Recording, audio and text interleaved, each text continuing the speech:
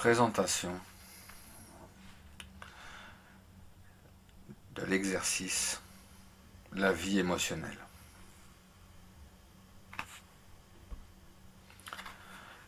L'émotion est un mouvement d'énergie. Nous avons vu que l'énergie se manifeste à n'importe quel niveau de la matière et de l'esprit. Nous allons rechercher dans cet exercice les émotions qui conservent les mouvements de l'esprit. Si quelqu'un vous fait peur, vous avez une réaction brusque. Une décharge d'adrénaline provoque une accélération du rythme cardiaque et d'autres transformations physico-chimiques mettent votre organisme en état d'alerte. Vous éprouvez une émotion désagréable qui a mis en mouvement des énergies. Elles prennent un certain temps pour revenir à leur état d'équilibre antérieur à l'événement qui vous a fait peur. C'est une émotion corporelle. Nous pouvons éprouver des émotions au niveau du mental. La colère en est un exemple excellent.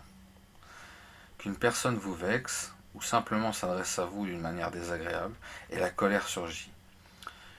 Il faudra aussi un certain temps pour que les énergies mobilisées s'estompent et que le calme revienne.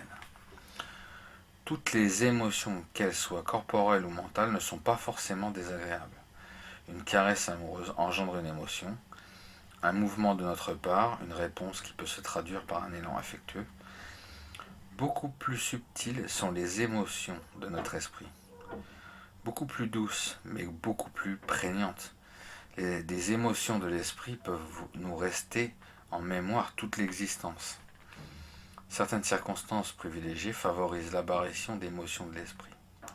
La rencontre entre l'adulte et l'enfant est particulièrement favorable à l'émergence d'émotions. L'adulte est ému par l'enfant dont le mental ne domine pas encore le comportement. L'esprit se manifeste beaucoup plus souvent et facilement chez l'enfant que chez l'adulte.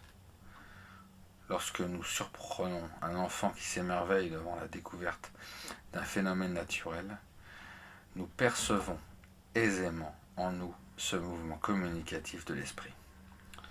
Nous nous sentons émus. Si notre sensibilité est souvent libérée, si elle n'est pas étouffée par le mental, l'émotion, devant la curiosité de l'enfant et sa naïveté naturelle, peut nous faire monter les larmes aux yeux.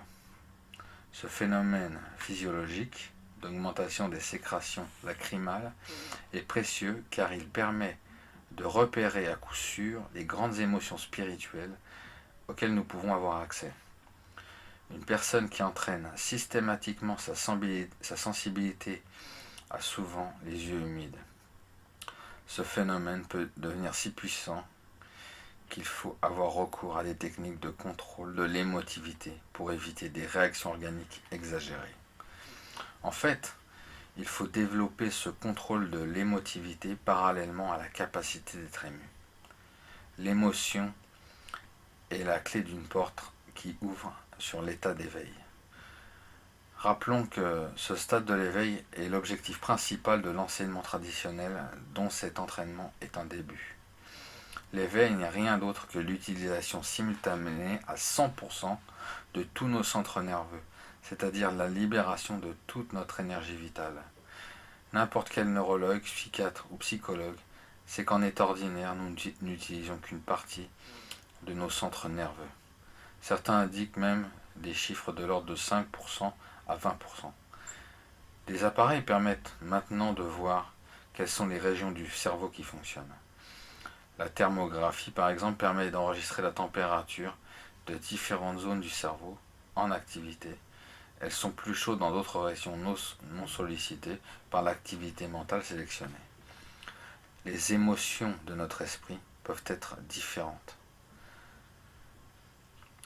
Celle devant l'enfant qui découvre la vie est totalement différente de celle éprouvée en pénétrant dans une cathédrale ou de celle qui surgit lorsque nous laissons emporter par la beauté d'une fleur. À l'état d'éveil, toutes les émotions sont libérées d'un seul coup. C'est pourquoi certains l'appellent aussi l'illumination. Il est souvent vécu comme un choc. Que ceux qui n'ont jamais vécu cette expérience extraordinaire sont rassurés. Ce choc est merveilleux. comme un rideau qui aurait voilé le paysage de la vie et qui soudain se déchire, livrant d'un seul coup la réalité de l'univers dans toute sa splendeur. C'est même aussi la découverte de la liberté de notre conscience dans le monde de l'esprit. Notre vocabulaire est trop limité pour décrire la réalité au-delà de ses apparences, et notre raison est totalement impuissante. Ceux qui ont vécu cette expérience extatique ont de la peine à trouver des mots pour décrire ce qu'ils ont vécu. Ils parlent d'expériences indicibles, ineffables. Aussi, a-t-on recours à des nostalgies pour essayer de transmettre certaines notions caractéristiques de cet état de conscience privilégié. Imaginons qu'avant l'éveil, nous étions comme un oiseau adulte qui n'aurait jamais appris à voler. Cet oiseau, de son nid, peut contempler le paysage devant lui. Il aperçoit un champ, une forêt, une ferme, une rivière et une chaîne de montagnes. Il a l'impression que ce paysage change car il n'est pas pareil la nuit que le jour. L'hiver sous la neige, lorsque les plantes ont perdu leur feuillage, que l'été, où toute sa verdure est resplendissante, il est apparemment différent sous la pluie ou lorsque le vent souffle en tempête. Un jour, cet oiseau découvre qu'il peut voler et quitte son nid d'un seul coup. Il pénètre dans la forêt, il fait le tour de la ferme et aperçoit que pour la première fois, un chien qu'il entendait aboyer, il longe la rivière et il découvre un hameau caché derrière une colline. Il va même survoler la chaîne de montagnes qui limitait son horizon pour découvrir une immense plaine avec des villes et des villages, etc. Il voit le monde sous d'autres angles. L'éveil marque le début d'une vie nouvelle, en fait la véritable vie. On comprend mieux maintenant que cet entraînement implique. On comprend mieux ce que cet entraînement implique. Il nous faut nous familiariser progressivement avec la brusque révélation de nos énergies spirituelles et au début, ne pas nous laisser submerger par l'émotion qui en est la conséquence. Vous commettez peut-être quelques erreurs d'appréciation au début. Il se peut que vous viviez des pertes de contrôle émotionnel qui se traduisent par une confusion momentanée de l'intellect.